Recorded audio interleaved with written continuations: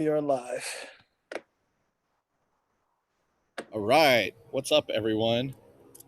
I doubt anybody's even watching yet. Hold on. Yeah, let's give it about a 10-second buffer and then. All right, y'all, we are live. All right. So I says to Mabel, Hold no. Man, I'm telling you, the stars decided to come out in Dallas tonight. Look behind me. I feel like a floating head.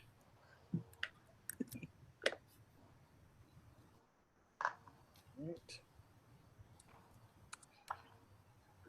All right. Looks like we got a couple people watching. Hey, everyone. Good to see that we got like 4 people watching. As you can see, the stars have decided to come out tonight in Dallas. I mean, like, this is, because nobody's been driving around. There's all the smog is gone, and you can see the whole.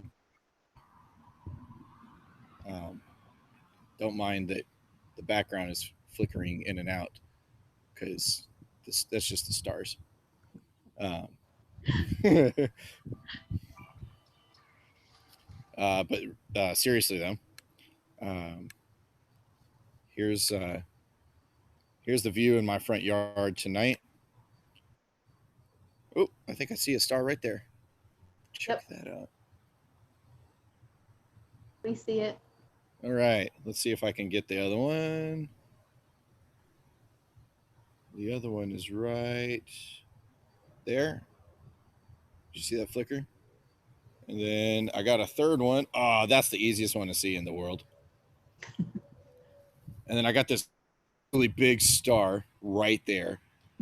It just happens to be in the shape of a half circle. I'm just playing. It's a moon. So we were just chatting and getting ready for Havdalah, and just was reflecting today on this. Is this morning I talked a little bit about the separation between the holy and the common, and that was the priest's job to do the separating and show and teach the people the separation. And it's just very nice to be able to celebrate Shabbat and to be at home and enjoy rest, because as most of you who are parents know, when you have children, rest is something different for everyone else.